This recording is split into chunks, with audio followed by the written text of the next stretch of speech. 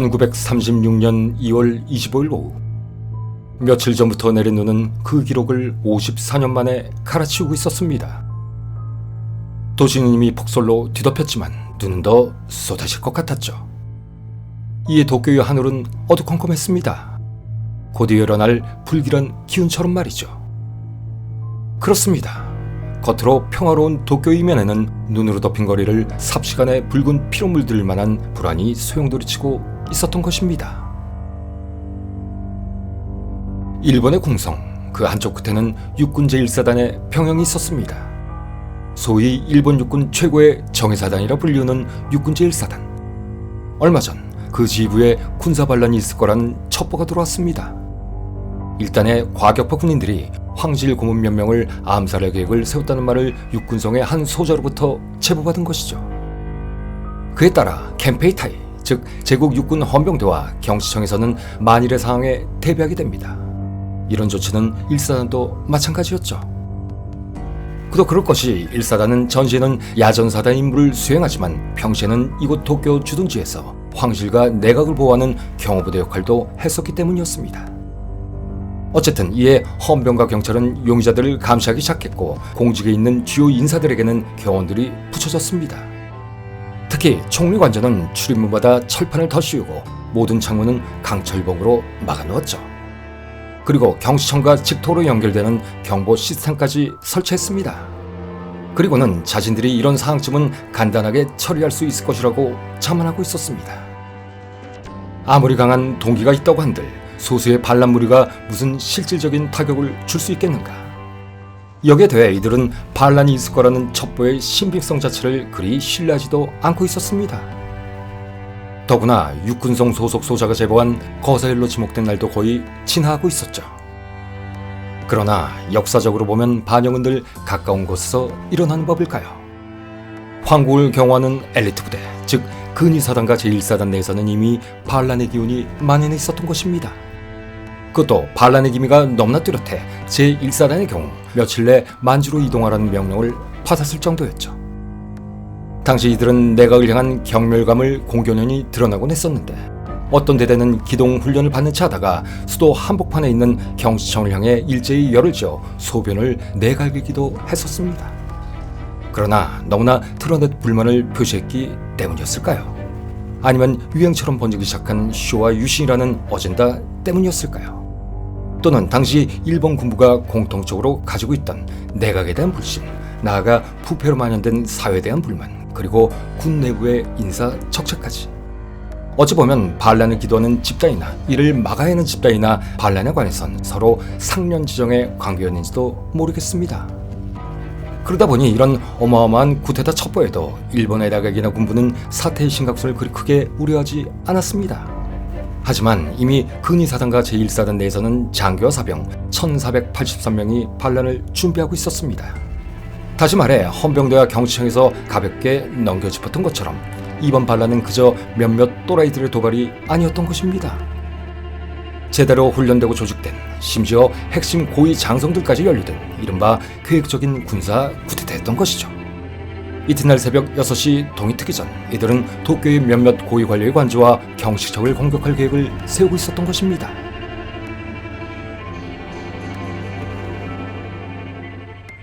(1920년대) 일본은 급진적인 서구화에 대한 후유증과 인구의 대폭발로 매우 혼란스러웠습니다. 일본의 내개섬, 홋카이도, 혼슈, 규슈, 시코쿠는 이미 8천만 명이 훌쩍 넘는 인구로 폭발 직전일 지경이었으니까요. 당시 일본의 경제 상태로는 이렇듯 한 해 거의 100만 명씩 증가하는 인구를 흡수할 여력이 전혀 없었습니다. 당시 낙후됐던 도쿄 지방을 예로 들면 이곳은 에도 막부 말기까지도 보릿고개로 인한 기아로 굶어 죽은 사람이 부지기수였고 강물에는 사시사철 굶어 죽은 어린아이 시체가 떠다니는 실정이었죠.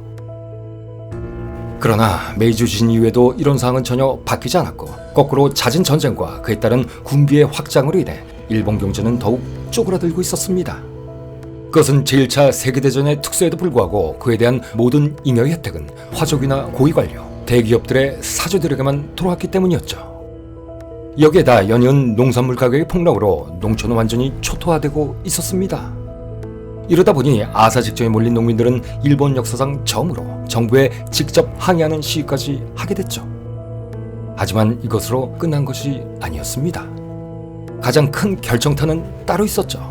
바로 세계 경제 대공황이라는 어마어마한 쓰나미가 일본을 덮쳐버렸던 것입니다. 이로써 수십만 명의 도시 노동자들까지 직장에서 쫓겨나기 시작했고, 이런 극악의 상황은 좌익 정당과 노동조합의 설립붐으로 이어지게 했죠. 하지만 이에 맞서는 구구 민족주의 단체들도 생기기 시작합니다. 그중 가장 유명한 인사로 사회주의 강령의 제국주의 사조를 결합시키고, 여기에다 니치렌슈로 불리우는 일련종의 교리와 일본 사회 특유의 천황 숭배 사상이라는 가치관까지 덧씌워 주장한 열렬한 혁명가이자 급진적 민족주의자 또는 혁명적 낭만주의자라고도 불리우는 기타 이키가 있었습니다. 그의 중국식 예명처럼 그는 젊은 시절 중국 동맹회에 입당하고 신의 혁명에 투진하기도 했던 수정주의적 사회주의자였죠. 그는 개혁을 외치는 자신의 논문 일본 개조 법안 대강에서 일본인은 서구의 참담한 예를 그대로 따르고 있다. 재계, 정계, 군부 권력자들과 화족들은 제국의 권력을 빙자해 부당하게 사적 이익만을 취하는데 골몰하고 있기 때문이다. 이에 천황이라는 유일하고 강력한 지도자에 의한 사회주의 이상이 강제되는 전체주의를 도입해야 한다. 그러기 위해서는 국민과 천황 사이의 장벽을 제거해야 한다. 하지만 의회를 통한 변혁에는 한계가 있으니 이를 타파하기 위해서는 반드시 군사혁명이 일어나야 한다. 그리고 동서양의 역사는 내전의 시대가 막을 내린 봉건국가의 통일에 대한 기록이다. 그렇기 때문에 이 시대의 국제전쟁이 끝난 뒤에 나올 수 있는 평화는 반드시 봉건적인 평화여야 한다. 그러나 서구에 억압받는 중국과 인도의 칠흑 형제들은 우리의 보호와 지도력이 없으면 독립을 이룩할 수 없다. 그러므로 이런 봉건적인 평화의 정착을 위해서는 세계 만방이 모두 천황의 품 안에 있어야 한다. 이것은 세상에서 가장 강력한 국가, 천황이 존재하는 대일본 제국의 출현으로만 가능할 것이며, 일본 제국이 세계의 모든 국가를 지배했을 때만 달성할 수 있을 것이다 라고 주장했습니다. 다시 말해 일본의 가장 중요한 국시는 전체주의적 국가 사회주의여야 하며, 그러기 위해서는 국회와 내각이라는 벽을 반드시 허물어 버려야 한다는 얘기였죠. 그리고 이에 덧붙여 국가사회주의 구현을 위해 투표는 집안의 가장으로만 제한할 것과 아무도 100만 원 이상의 돈을 모으지 못하도록 금지해야 한다고도 주장했습니다. 또한 국가사회주의 강령에 따라 모든 주요 산업은 국유화하고 주부는 집에서 전통예술인 꽃꽂이나 다도를 배우는 것으로 활동을 제한하며 오직 가사와 육아에만 전념해야 한다고 주장했죠. 이것만이 아니었습니다. 나아가 8시간 노동제와 남녀 동일노동, 동일임금 같은 사회주의적인 정책의 실시까지 언급했습니다. 그리고는 이런 내부개혁으로 강력해진 일본으로 서양 제국주의에 맞서 아시아를 해방시켜야 한다는 논리였죠.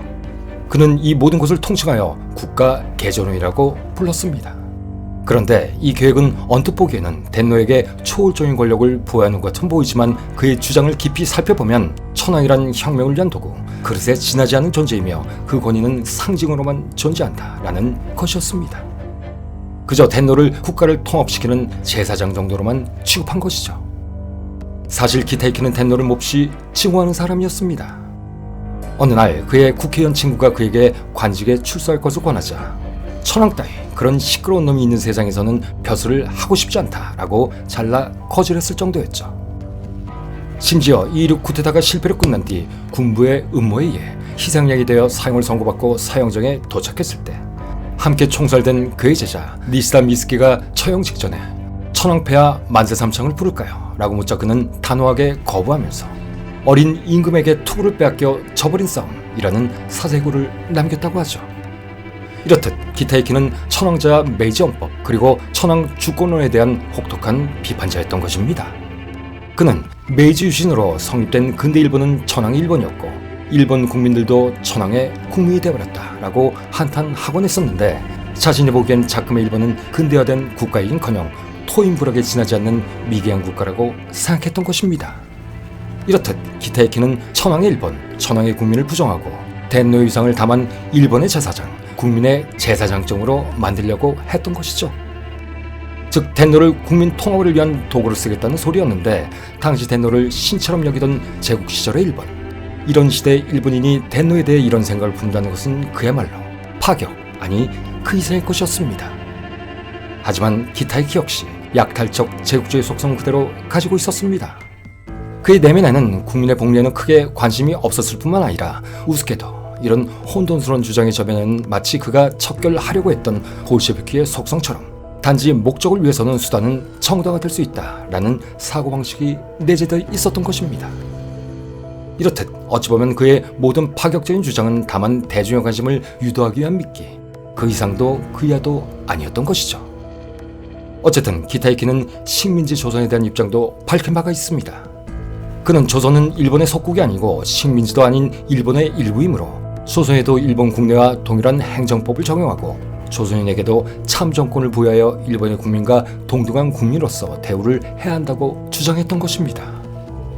그러나 이건 역시 조선인의 권리를 보장해준다는 측면보다는 당시 조선인에게는 참정권이 없었기 때문에 일본 제국헌법을 적용할 수가 없었고, 그러다 보니 조선 총독부가 내각이 아닌 군부에 의해 조정돼 조선의 정치를 좌지우지한다는 것이 우려되자 이를 통제하기 위함일 뿐이었습니다. 또한 이외에도 기타는 일본어를 폐지하고 에스페란토를 일본 제국의 공용어로 사용할 것도 제안했습니다. 그는 에스페란토가 미래에는 세계의 공용어가 될 것이고 누구나 배우기 쉽고 소통이 용이한 언어라고 전제하며 일본도 에스페란토를 하루빨리 받아들여야 한다고 주장했던 것이죠. 이렇듯 어떻게 보면 중구난방과도 같아 이해하기 쉽지 않은, 또 난해하기 짝이 없는, 심지어 주장마다 그 원리와 가치가 충돌하는 그의 논리였지만 낭떠러지에 몰려 혁신을 외치는 당시 대부분의 일본인들에게는 이는 의외로 상당한 호소력이 있었던 듯합니다. 그중 이미 가정의 빈곤과 정적의 부패에 붕괴한 수백만 명의 예민하고 이상주의적인 청년들은 그에게 더욱 열광적이었죠. 이들은 기타이키의 주장이야말로 공산주의뿐만 아니라 이 세상 모든 사악한 기득권 세력을 해체할 수 있는 유일한 열쇠이며 서양의 지배로부터 동양을 해방시키고 종국에는 일본을 세계를 선도하는 초강대국으로 만들 수 있는 빛의 길이라고 생각했던 것입니다. 그리고 이런 배경에는 당시 일본의 가난한 청년들의 독특한 로망도 크게 한몫하고 있었습니다. 당시 일본에서 영세농이나 가난한 자영업 출신의 자녀들에게는 육군이나 해군 장교로 봉부하는 것이야말로 입신할 수 있는 최고의 기회라고 여겨지고 있었기 때문이었죠. 특히 시골 출신 청년들일 경우 그 확신이 훨씬 더 컸었는데, 그들은 아무리 머리가 좋아도 찢어지는 가난으로 대학에 진학할 돈이 없다 보니 국가의 세금으로 먹여주고 재워주고 또 용돈도 주는 사관학교에 들어가 장교가 되는 것이야말로 하나밖에 없는 출세길이라고 생각했습니다. 그런데 그렇게도 열망하던 군에 들어가자 그들은 그 지긋지긋했던 빙호를 더 절실하게 느끼게 됩니다. 아들이 떠나버린 집안에서 남은 가족은 모두 굶어 죽기 직전이라는 얘기, 또 그런 처지를 모면하기 위해 앞서 언급한 것처럼 누이들을 사창가에 팔아버렸다는 편지를 보고 눈물을 흘리는 동료들을 더 많이 보게 된 것입니다. 이렇듯 일본군 내에는 후에 자세히 살펴볼 이시어라 간지처럼 자신들이 자란 고향의 처참한 일상과 여동생과 같은 어린 여자아이들이 인신매매로 팔려간다는 사실에 슬퍼하고 분노하는 사람들이 더 많이 늘어나게 된 것입니다. 그러자 점차 불평등한 사회에 대한 적개심도 더욱 증폭되기 시작했고, 이런 감정에 기타이키와 같은 급진적 개혁인사의 주장은 그야말로 불에 기름을 붓는 격이 됐던 것이죠. 더구나 당시 일본에서는 수년간 내가 지속되면서 심각한 흉작이 거듭되는 상황이었는데, 이로 인해 농민들의 삶은 더욱 재앙적으로 파탄나고 있었습니다. 그러기에 상당수가 농민 집안 출신이었던 청년 장교들을 중심으로 이런 분노와 편협에 대한 갈망은 더욱 배가 됐습니다. 이때부터 일본 육군 내에는 군사혁명을 주장하는 기타이키 사장의 기반을 둔 황도파란 파벌도 생기기 시작합니다. 이로도 앞서 언급한 것처럼 사악한 정부관리들이 대노를 등에 업고 권력을 내서 민중의 피를 빨아먹고 자신들의 이득만을 취하는데 급급할 뿐 일본을 올바른 길로 인도하는 데는 무관심하다고 분노하고 있었죠. 그렇다면 과연 이들의 분노가 단지 청년들이 느낄 수 있는 사회적 불평들과 철저한 애국심에 대한 고통 때문이었을까요? 그러나 그것이 아니었습니다. 세상 일에는 언제나 순수했던 유년기적실만 있는 것이 아니기 때문이죠. 이들 역시 군대에서 성장기를 거치는 동안 점점 변질돼 갔습니다. 물론 맥락으로 보면 서로 연관성이 분명 존재하긴 하지만 어찌 보면 이런 모든 것들이 후에 그저 자신들의 이익을 대변하기 위한 허울로 전락해버리고 말았기 때문이죠. 그 이유는 이들이 가지고 있는 불만의 실질적 원인을 쫓아가 보면 보다 현실적인 문제가 더 큰 비중을 차지하고 있었다는 것을 알 수 있기 때문입니다. 다시 말해 이들이 지녔던 불만의 기저에는 사회적 부조리의 문제보다는 자신들이 소속돼 있던 집단의 계급 척결한 문제가 더 크게 작용됐기 때문이었죠. 당시 일본 군대는 이미 포화 상태였습니다. 그러다 보니 군의 상층부에는 선배 장교들이 잔뜩 밀려 있었고 밑에 있는 이들 청년 장교들은 더 이상 진급이 안 돼 계급 정렬이란 덫에 걸려 밀려나가기 직전이었던 것입니다. 그들 입장에서 나이만 먹고 무능한 고급 장교들은 자기 자리 지키기에 급급하고 아무 일을 안 해도 높은 월급이 꼬박꼬박 나오는데 모든 힘든 일은 밑에 계급인 자신들이 도맡아 하고 그마저도 세월이 지나 계급 정리에 걸려버리면 그만 퇴출될 수밖에 없을 것이라는 위감이 팽배해 있었던 것이죠. 거기에다 당시 내각의 수뇌부는 해군이 장악하고 있어서 국내 세금으로 해군의 전함이니 항공모함이니 하는 어마어마한 돈이 들어가는 무기체계만을 늘리려 했고 정작 자신들이 소속된 육군의 군비 확장은 정체되거나 줄어들고 있었으니 말입니다. 그도 그럴 것이 당시 일본 육군의 상황이 얼마나 쪼그라들었느냐 하면 대폭적인 예산의 삭감으로 2개의 정규사단은 이미 사라져버렸고 장교들의 월급마저 삭감되어 그 액수가 너무나도 적다 보니 아무도 군인에게 시집을 오래 하지 않을 정도였습니다.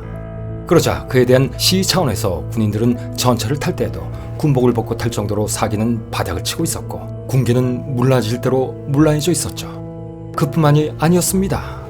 장비 획득도 여타 열강들에 비해 점차 뒤처지기 시작했는데 중기관총을 예로 들면 당시 경쟁국이었던 영국군이 2만 정, 독일군이 5만 정을 장비하고 있을 때 일본군은 겨우 1200정만을 보유하고 있었을 뿐이었고 전차의 경우에도 영국군과 프랑스군이 3600대, 독일군이 600대를 보유하고 있었는데 반해 일본군은 겨우 300대 미만을 보유하고 있었습니다. 설령 일본 육군이 기술적인 문제나 보급 문제 또는 기본적인 교리 등으로 군대의 기계화를 등한시한 집단이었다 치더라도 제1차 세계대전이라는 어마어마한 대전쟁을 경험한 후인 당시의 전술적 개념으로 보면 이런 수치는 그야말로 심각한 전투력의 저하를 보여주는 것이었습니다. 이에 더해 뉴욕 월스트리트에서 시작된 전 세계적인 경제공황이 일본을 강타하게 되자 가뜩이나 기초체력이 없었던 일본에서 이런 총체적인 난국은 군 전력의 열사라는 상황을 더욱 악화시키게 되었고 결국 이에 절망한 군부는 격렬한 반시장주의, 반자본주의라는 개념을 넘어 서구 세력에 대한 반감으로까지 치닫게 되죠. 우습게도 메이지 신전, 반의 청소처럼 말입니다. 그리고 이런 정서는 젊은 장교들을 전체주의적 군국주의라는 위험천만한 이념으로 무장하게 합니다. 다시 한번 일본인 특유의 열등감이 삐뚤어진 시대정신으로 발현된 것이죠. 그리고 이때부터였습니다. 이들은 정적의 요인을 암살하고 쿠데타 등으로 자신들의 불만을 직설적으로 표출하기 시작했고 그에 대해 급기야 자신들의 뜻을 이룰 수 있는 새로운 국가를 만주에 수립한다는 계획까지 세우게 됩니다. 그것이 바로 만주국이었죠. 이렇듯 혼란기를 틈타 독립된 자신들만의 국가를 만들려는 야욕으로 정부의 통제에서 벗어나 만주 사변이라는 전쟁까지 일으키게 된 것입니다. 이 사건은 너무나 중요한 상황이기에 나중에 따로 리뷰하겠습니다. 어쨌든 당시 이렇게 갈수록 쪼그라들던 일본의 육군. 하지만 황도파 입장에서는 그런 육군의 수뇌부마저도 자신들과 정체성을 달리하는 통제파들에게 장악당하고 있었습니다. 결국 이런 불공평한 현실에 앞날이 캄캄해진 황도파 청년 장교들은 무능하고 멍청한 고위 장교들을 모두 숙청해버리고 통제파들을 몰아낸 후 천황과 단판을 지어 권력을 쟁취하자라는 생각을 하게 되죠. 그리고 그것을 1936년 2월 26일 실행하려 했던 것입니다. 그러나 이 모든 것들은 메이지 유신에 이어 또 다른 국가혁명이라고 이름 붙여져 이것은 일본을 위한 또 국민을 위한 거사이다. 인군 곁에 간신배를 치고 국채를 분명히 하여 천황 친정을 실현한다 라고 말하며 그럴듯하게 포장했죠. 이른바 쇼와 유신이라는 이름으로 말입니다. 그러나 이 사건은 그들이 그렇게도 내세웠던 유신의 본질은 사라지고 없는 그야말로 자신들만의 입신양명을 위한 낯뜨거운 권력감투에 지나지 않는 불법 쿠데타였습니다.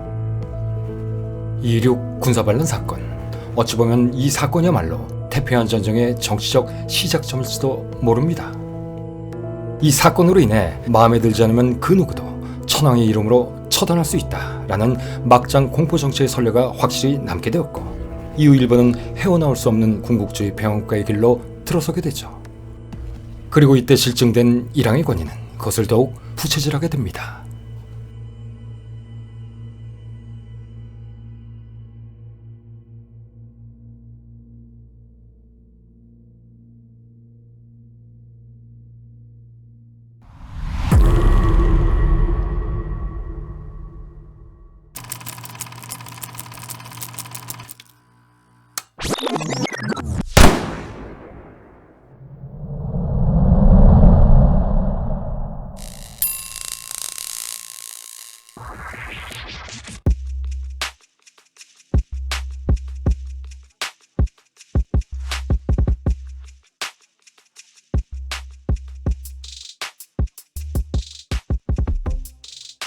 2.16 쿠데타가 일어나기 6개월 전인 1935년 8월 12일 도쿄에 있는 육군성의 보병 제1사단 제1보병연대 소속 황도파 장교였던 아이자 사부로 중사가 들어섰습니다. 그리고 인사차 육군 중장인 야마오카 시게야스 정비국장을 보러 왔다고 위병소에 얘기합니다. 그러나 그의 한 곳은 정비국장실이 아니었습니다. 바로 통제파였던 육군소장 나가타 덴스찬 군무국장실이었죠. 곧이어 군무국장실에 들어간 아이자와는 나가타 덴스찬을 보자마자 군도를 빼들었습니다. 그리고는 국가를 위태롭게 만드는 장본인인 너를 죽이러 왔다 라고 말하며 여러 번의 칼질 끝에 결국 나가타의 목을 베어버렸죠. 이렇게 일본 군국주의 심장부인 육군성에서 발생한 살인극이 바로 아이자와 사건입니다. 그러나 나가타가 살해됐다는 소식을 듣고 달려온 헌병들에게 아이자와는 자, 이제 나는 부대로 돌아간다 라고 태연하게 말했습니다. 그런데 이 사실을 알고 현장으로 달려온 정비국장 야마오카는 그를 꾸짖기는커녕 아이자와의 상처난 왼손을 손수건으로 감싸주며 헌병들에게 의무실로 데려가라 라고 명령했습니다. 아무도 아이자를 제지하지 않는 것은 물론 심지어 같은 황도파였던 네모토 히로시라는 대자는 감격의 악수를 청했다가 훗날 말레이시아 침공의 주역이 되는 야마시타 도모유키 대자에게 주의를 받기까지 했습니다. 살해당한 통제파 나가타 덴스찬을 빼고는 이들 모두 황도파였던 것이죠. 이렇게 되면 이날 현장에 있었던 사람들에 대해 한번 살펴볼 필요가 있습니다. 여기 이렇게 얽힌 5명의 고위 장교들, 이들은 모두 중앙윤영학교 출신이라는 공통점이 있었습니다. 당시 일본의 육군윤영학교라는 것은 13세에서 14세의 어린아이들을 입교시켜 조기교육으로 육군 간부를 양성하는 기관이었습니다. 이중 살해당한 나가타는 지방 육군윤영학교와 도쿄 중앙윤영학교 그리고 육군사관학교와 육군대학을 우수한 성적으로 졸업하고 보직의 꽃이라는 참모본부 제2부장 등을 역임한 재훈이었습니다. 당시 육군에서는 그를 두고 육군에는 나가타라는 보배가 있다라고 말할 정도로 그는 장래의 육군 대신감으로 인정받던 사람이었죠. 그리고 살해범 아이자와 역시 이 학교 출신이었고 정비국장 야마오카도 같은 학교 출신이었습니다. 또한 아이자에게 악수를 청했던 네모토와 이를 제지했던 야마시타 역시 마찬가지였죠. 그리고 이들 모두 육군사관학교와 엘리트 코스인 육군대학을 졸업한 자들이었습니다. 다시 말해 일본 육군, 아니 일본 사회의 엘리트 중에 엘리트들이었던 것입니다. 자신의 동료를 국적이라며 습격한 아이자 사건. 그렇다면 어린 시절 비슷한 시기에 같은 학교에서 학업을 했던 수재들이 또 동문들이 이렇게 서로 죽이고 죽는 끔찍한 일에 휘말린 이유는 무엇 때문이었을까요? 그것은 파벌의 천국 일본, 그것도 일본의 전부라 일컬어지는 육군에서 일어난 두 파벌 간의 이기적이고 극단적인 이해충돌 때문이었습니다. 즉 통제파와 황도파의 이권 다툼 중 일어난 돌발 사태였던 것이죠. 예전에도 두 파벌은 여러 번 충돌했습니다. 하지만 이념사의 차이는 일단 둘째치고 이 사건 역시 어찌 보면 조폭들처럼 이권을 두고 다투는 일종의 나발이 싸움이었습니다. 그러나 두 파벌 모두 군부가 일본을 주도해야 한다고 하는 것에는 이견이 없었죠. 물론 그 기득권을 취하는 방식에는 다소 차이를 보이긴 했었지만 말입니다. 그러면 이들 계파의 특징을 한번 살펴보겠습니다. 우선 육군대학 출신의 엘리트들이 다소 포진해 있던 통제파. 통제파라 함은 현 정부체제, 즉 내각자의 메이지 유신 체제를 그대로 유지하면서 군부 입지를 강화해야 한다고 주장하는 파벌을 말합니다. 이들은 황도파와는 달리 대정책에 관해선 주적을 소련이 아니라 미국과 영국으로 설정하고 이들과의 전쟁을 위해서는 반드시 군 전력을 현대화해야 하며 그 자원의 확보를 위해 먼저 중국을 침공해야 한다고 주장하는 무리들이었습니다. 하지만 이들 역시 개벌은 남못준다고 예전에 여러 번 쿠데타 계획을 세웠다가 같은 파벌 출신의 육군 대신을 통해 자신들의 정치적인 요구, 즉 요직의 독점이 관철되자 서구 열강에 맞서는 고도 국방국가를 건설하는 것으로 홀가수단을 조금 바꿨을 뿐 그 파괴적인 속성은 암살과 쿠데타를 일삼던 황도파와 그리 크게 다르지 않았습니다. 그리고 이에 대항하는 황도파. 일단 황도파라는 말은 육군 대신이었던 아라키 사다오가 일본군을 황군이라고 부르는 데서 유래됐다고 하는데 이들은 군부 쿠데타로 정당과 위해를 무력화시키고 왕이 직접 친정을 하는 군국 국가로 개조해야 한다고 주장하는 자들이었습니다. 그리고 이들은 일본 내에서 갈수록 세력이 커져가는 좌익 노동운동을 제압하고 공산당 정권인 소련을 주적으로 설정하여 소련과 전쟁을 해야 하며 이를 위해선 통제파와는 달리 중국과의 협력이 필수적이라는 관점을 가지고 있었습니다. 어떤 면에서는 전표에서 얘기했던 기타 이케아는 다소 다르게 공산주의든 국가사회주의든 그 어떤 정치 형태라도 만약 텐노를 위협하는 것이라면 모두 폐격해야 한다고 주장하는 진정한 천황 주권론자들이었습니다. 그러다 보니 이들 중 일부는 자신들의 시조를 우리가 잘 알고 있는 일본 소설 대마에도 나오는 오다 노부나가로 삼기도 했죠. 그리고 자신들이 주적 공산주의 소련과의 전쟁을 위해서는 군을 현대하기 이전에 다소 엉뚱하지만 먼저 일본 전통의 무사 정신으로 군을 개조해야 한다는 생각을 가지고 있었습니다. 어쨌든 육군대학 출신 엘리트들이 다소 포진되어 군내 요직에서 통제파가 황도파를 밀어내던 시기, 이런 통제파 때문에 황도파는 군의 주요 보직에서 항상 소외될 수밖에 없었고, 그런 관계로 한 번에 판을 뒤집기 위해서는 끊임없이 쿠데타를 도모할 수밖에 없었습니다. 그러다 보니 1934년 11월에는 유신 동지의 일원이었던 황도파 장교들이 사관학교 학생들을 이끌고 쿠데타를 시도하려다가 통제파에게 발각되어 미수로 끝난 이른바 사관학교 사건도 일으켰고, 1935년 8월에는 통제파에 추대된 육군 대신 하야지 센지로가 황도파의 맏형격이었던 마사키 진자버로를 육군 대신 육군 참모총장과 함께 일본 육군의 빅3 중 하나로 불리는 교육 점검에서 파면시킨 뒤 통제파했던 와타노베 조타로를 임명한 일이 벌어지자 흥분한 아유자아가 이를 배후에서 조종한 자가 나가타라고 의심해 살해한 사건도 일으켰던 것이죠. 1936년 1월 28일 보병 제1사단 사령부의 군법회의에서 아이자 사건의 재판이 열렸습니다. 그리고 아이자 사부로는 사형을 선고받고 처형됐죠. 이때 특별검사였던 미치 사츠키 중자는 이 사건이야말로 군부 내에서 확산되고 있는 쇼와 유신, 즉 기타이키의 국가개조운동의 한 단면이라고 상기시키면서 이 사건을 잘못 처리하면 제2, 제3의 아이자가 나타날 수 있다라며 협박 같은 예언을 했습니다. 그런데 이것은 단순한 예언이 아니었습니다. 새로운 쿠데타에 대한 경고였던 것이죠. 그리고 이 예언은 한 달 후 2.26 쿠데타로 실현됩니다. 이로써 일본은 결국 돌아오지 못하는 강을 건너고 말죠. 그야말로 당시 일본은 눈뜨고 볼 수 없는 막장 군부에 의한 복마지전의 현장, 아니 파벌들의 나와바리 싸움터였던 것입니다. 그렇다면 여기서 우리는 일본의 쿠데타 전력을 한번 살펴봐야 할 필요가 있습니다. 그러기 위해 2.26 쿠데타가 일어나기 8년 전으로 잠시 돌아가겠습니다. 1928년 만주에는 러일 전쟁 이후부터 주둔하고 있었던 군대가 하나 있었습니다. 그것이 바로 관동군이었죠. 관동군은 절대로 무지 못할 일본군의 한 축이었습니다. 상시 70만 명이라는 어마어마한 병력을 유지했던 만주의 실질적 지배 세력이자 일본의 최정의 군대이기 때문이죠. 훗날 통제파에게 실권을 뺏기긴 하지만 이들 역시 1920년대에서 30년대에는 만주파라는 또 다른 계파를 황도파와 통제파와 함께 형성하고 있었습니다. 그렇다면 만주파라는 것은 또 무엇일까요? 일단 만주파는 앞서 언급했듯이 관동군의 일원으로 훗날 이지하라 관지와 이타타케 시이지로가 그 리더로 떠오르면서 세상에 이름을 알리게 된 일본군 내의 또 다른 파벌이었습니다. 참고로 이타타케 시이지로는 훗날 진화 파경군의 참모장으로 노무난 전투에서 참패한 경력을 가지게 되는데, 만주파에는 그런 그의 밑에서 작전 참모를 지냈던 닭살독해도 자기가 자기를 작전의 신이라 부르던 쓰레기 중의 쓰레기 치치 마사노부도 있었습니다. 그러나 치치 마사노부는 훗날 도조 히데키에 보섭되어 통제파로 변절하였고 스파이로서 황도파에 심어지게 되죠.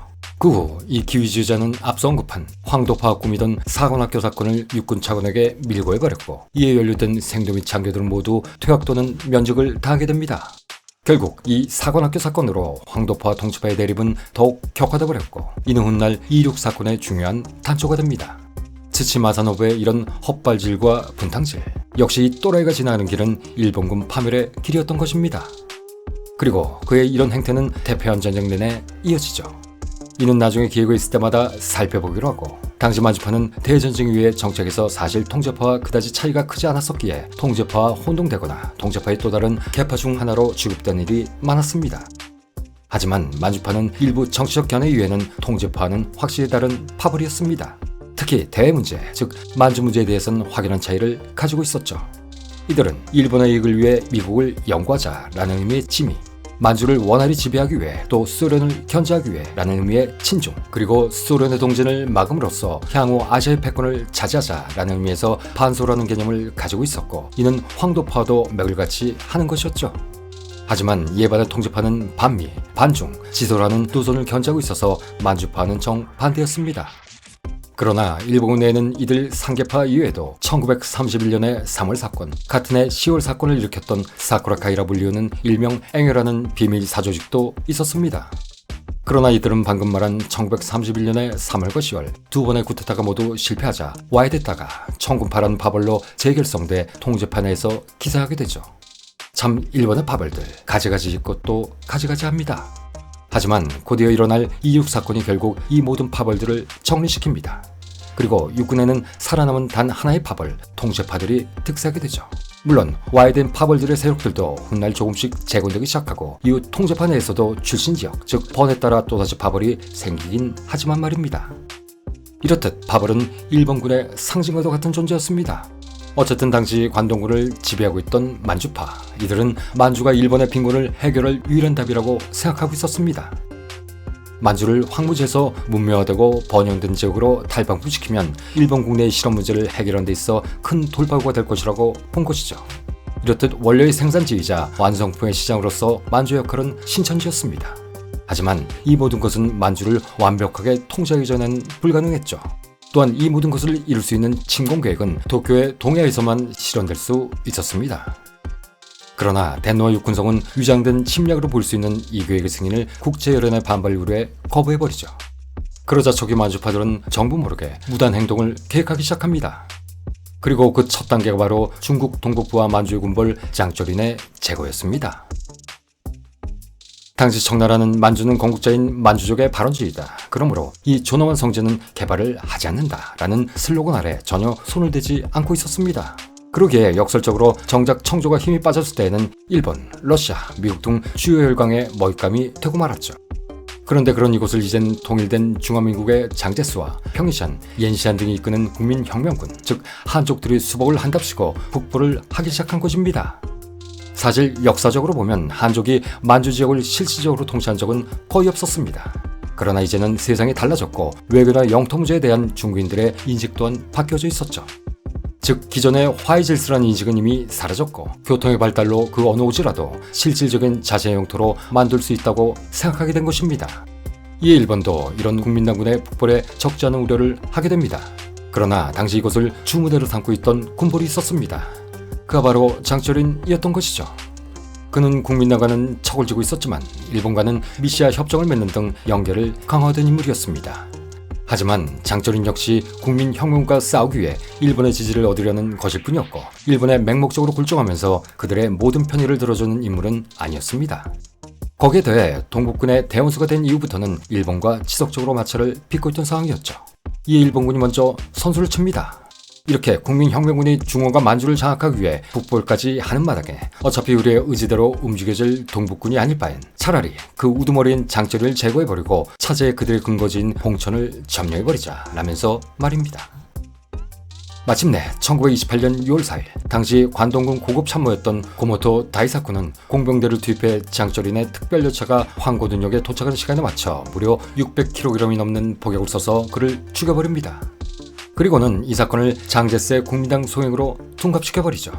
그러나 비밀은 풀리고 알려지라고 있는 것일까요? 이는 곧 전세계에 알려지게 되었고 히로히토에게도 그 전말이 전해집니다. 그러자 이 모든 사건이 관동군의 무단 행동이었음을 알게 된 히로히토는 분노하게 되죠. 그러나 그 분노는 관동군이 서투르게 사건을 일으켜 세계 여론을 불리하게 만들었기 때문이기보다는 군 통수권자인 자신의 허가 없이 마음대로 중국 군벌을 죽였다는 것 때문이었습니다. 당시 자신의 아버지인 다이쇼 텐노가 서둘러 죽는 바람에 일찍 텐노에 즉위했던 젊은 히로히토는 혈기가 넘쳤습니다. 그리고 알려진 것과는 달리 국내 정치 현안과 대정세를 상세히 꿰고 있던 야심가였죠. 다만 겁많고 소심한 성격과 맹해 보이는 그 인상이 그것을 억제시키고 가려줄 뿐이었습니다.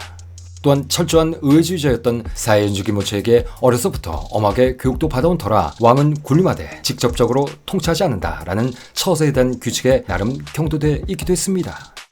하지만 그는 태평양 전쟁이 끝날 때까지 사실상 전쟁을 지휘했던 특 A급 전범이었습니다. 이 문제도 앞으로 전개될 이야기에 맞춰 하나씩 다뤄보겠습니다. 어쨌든 이 사건으로 히로히토는 내 대신에 만류에도 불구하고 불편한 신경을 총리 대신에게 직접 전달하였고 결국 내각은 총사퇴하게 되고 말죠.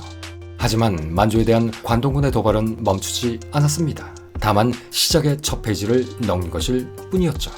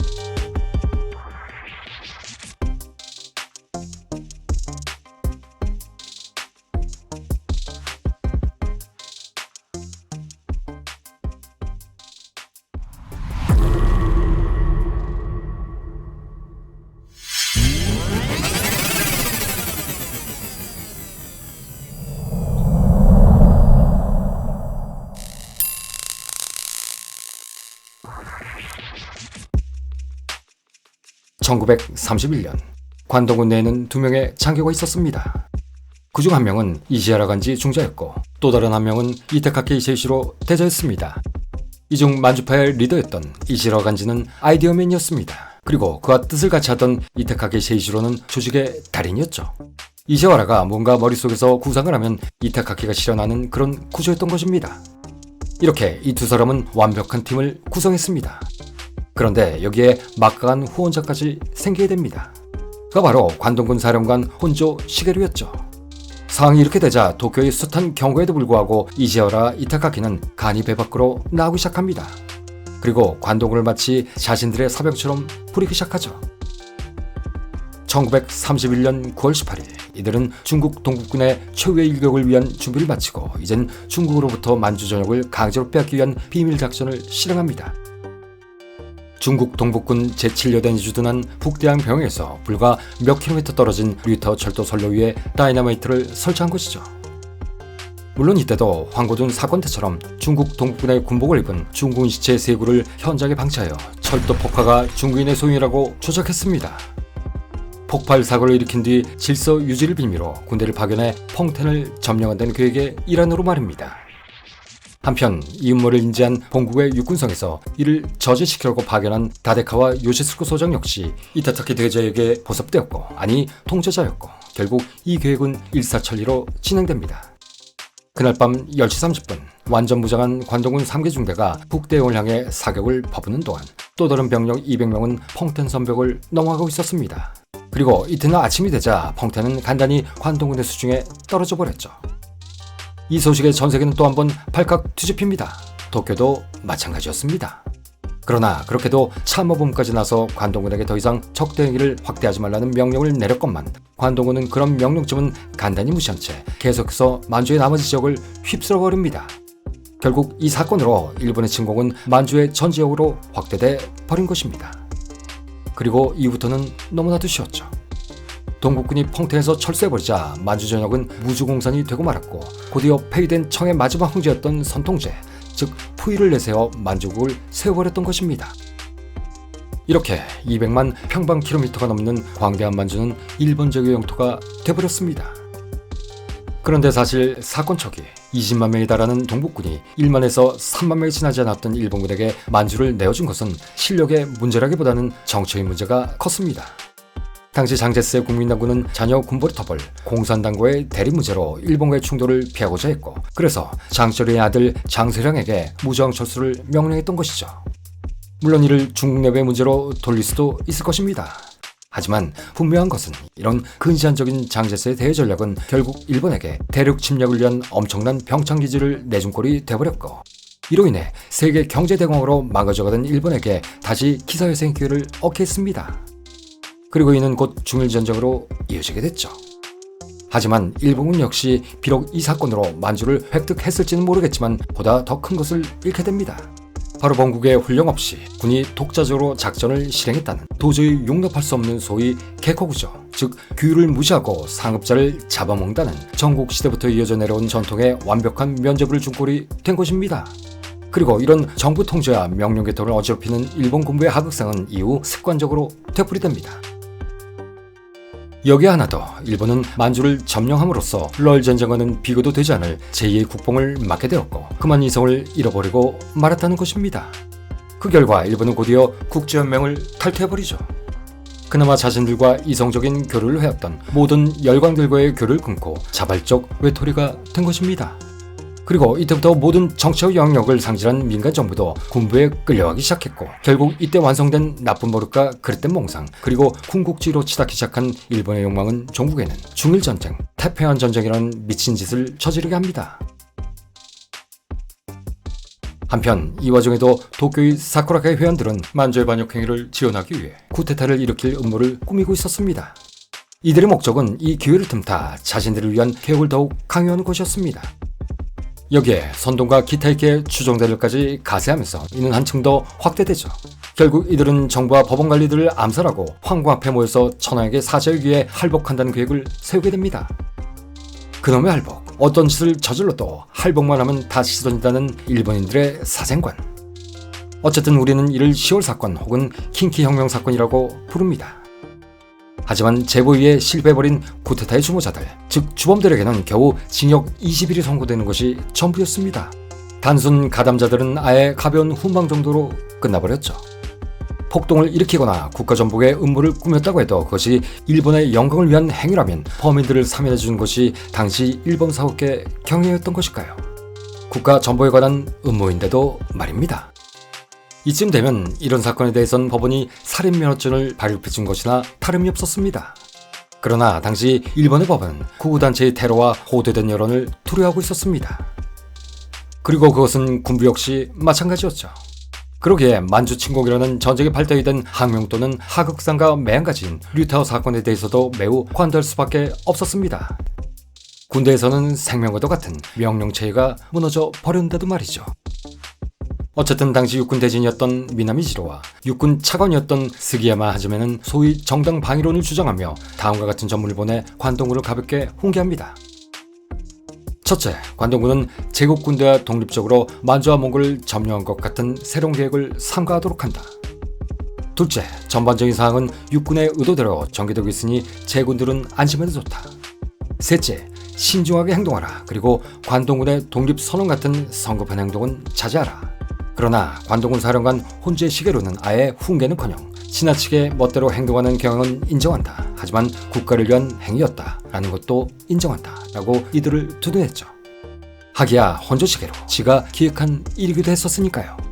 상황이 이렇다 보니 일본 정부는 이런 간악한 전쟁 행위를 만주 침공, 만주 전쟁이 아닌 굳이 만주 사변이라는 호칭으로 평가절하시키기도 했습니다. 즉 전쟁까지는 이르지 않은 내란 정도로 그 의미를 축소해버린 것이죠.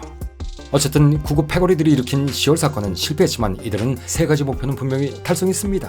그것은 첫째, 국민들에게 만주 침공에 대한 명분을 인식시킨 데 성공하면서 이후 진행되는 만주 정약의 성공을 보장해 준 것입니다. 그리고 둘째, 국민들에게 정치권과 기업들이 몹시 부패하기에 군부가 개혁을 주도해야 한다는 점을 쇠뇌시킨 것입니다. 그리고 가장 중요한 셋째, 바로 일본 전역에 공포라는 바이러스를 퍼뜨린 것이죠. 상황이 이렇게 되자 이후 더 과격한 테러 집단인 일련종의 승려, 이노우에 니쇼가 창단한 혈맹단이라는 구구단체까지 나타나 대대적인 암살에 나서기 시작합니다. 아주 암살 대유행 시대가 온 것이죠.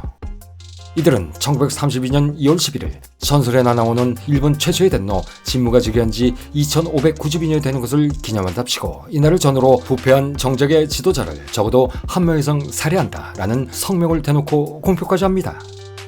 그리고 코노마 마사라는 단원을 시켜 육군 예산의 증액을 반대한 일본은행 총재 이노우에 준노스케를 살해하고 한 달도 채 지나지 않아 이번에는 일본의 3대 재벌 중 하나인 미쓰 기업의 총수 단다쿠마도 같은 혈맹당 단원인 히즈누마 고로를 시켜 암살을 벌이죠. 그러나 이 재판 역시 일본 시민들에게 한편의 심파도 같은 선전의 제공하는데 지나지 않았습니다. 유죄 증거가 차고 넘치는데도 불구하고 이 두 살인범은 처형되는 대신 그저 종신형을 선고받았을 뿐이었던 것입니다. 그마저도 1, 2년 안에 모두 형 집행정지로 석방되죠. 그리고 결국 1932년 5월 15일 워싱턴 해군 군축조약에 찬성하고 만주 침공을 반대하며 만주국이라는 국명을 억지로 끌어다 붙인 괴뢰 정권의 승인을 끝끝내 거부한 인물이었던 현직 총리 대신 이누카이 시오지마저 암살해버립니다. 이쯤 되면 일본 우익은 덴노에 모두를 암살해도 된다는 특권이 주어진 것이나 마찬가지가 돼버린 것이죠. 이누카의 스유시를 암살한 범인은 현역 해군 소위 구로이와 이사무 등 모두 3명이었습니다. 하지만 이들에게도 10월 사건 때와 마찬가지로 다수의 여론은 공감을 표시했죠. 당시 재판에서 구로이와 이사무가 나와 동지들은 오로지 일본을 구하기 위해 범행을 저질렀을 뿐이다 라고 주장하자 재판정에서는 우레와 같은 박수가 터져나오게 됐습니다. 여기에 더해 법정에는 관대한 처벌을 바란다는 혈서를 쓰거나 자신의 피로 서명을 한 탄원서가 무려 11만 부나 쏟아졌죠.